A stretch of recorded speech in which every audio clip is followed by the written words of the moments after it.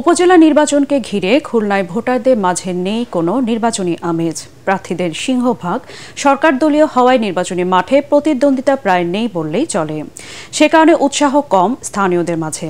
আগামী ৫ জুন বটিয়াঘাট, দাকব ও রূপসা উপজেলায় চেয়ারম্যান ও vice chairman পদে প্রতিদ্বন্দ্বিতা করছেন ৩৬ জন প্রার্থী। খুলনা থেকে এস.এম. হাবিবের রিপোর্ট, জানাচ্ছেন মোস্তাফিজুর রহমান।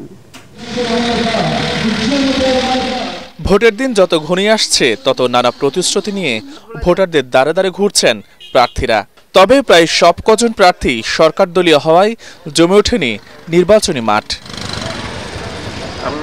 খুলনার বটিয়াঘাট, দাকুব ও রূপসা উপজেলায় নির্বাচনে চেয়ারম্যান পদে ১৬ জন, ভাইস চেয়ারম্যান পদে ১০ জন ও মহিলা ভাইস চেয়ারম্যান পদে ১০ জন প্রার্থী প্রতিদ্বন্দ্বিতা করছেন।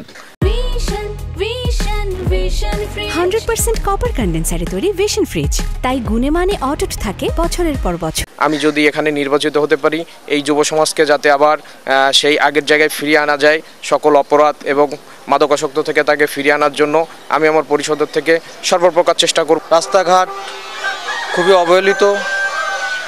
এই এলাকার অনেক এলাকায় পানির সমস্যা, সেখানে 12 মাস পানি কিনে খাওয়া লাগে। এই অবহেলিত উপজেলাকে যাতে একটা স্মার্ট উপজেলা বানানো যায়, সেই লক্ষ্যে আমি নির্বাচন করতেছি।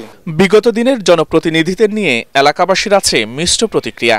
তাই যোগ্য প্রার্থীকে ভোট দিয়ে এলাকার মাদক ও সন্ত্রাস নির্মূলের আশা ভোটারদের।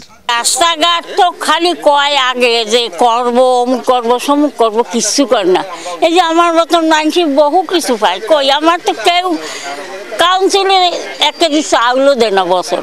ভোটের আগে তো পায় পর্যন্ত ধরে, বাবা একটা ভোট দেবেন বাবা, আমরা অনেক কিছু করবো, সময় করে কিছু ভোট হয়ে গেলে তো আর মনে থাকে না। গরিব দুঃখীদের পাশে দাঁড়াবে, আমরা তাকেই ভোট দেব। এদিকে নির্বাচনী ঝুঁকিপূর্ণ কেন্দ্র চিহ্নিত করার কাজ শেষ হয়নি বলে জানিয়েছেন জেলা পুলিশ সুপার। এই 3 উপজেলায় ভোটার রয়েছেন 4,51,697 জন। 148টি ভোট কেন্দ্রে প্রয়োগ করবেন তাদের ভোটাধিকার। Bureau report, ATN Bangla.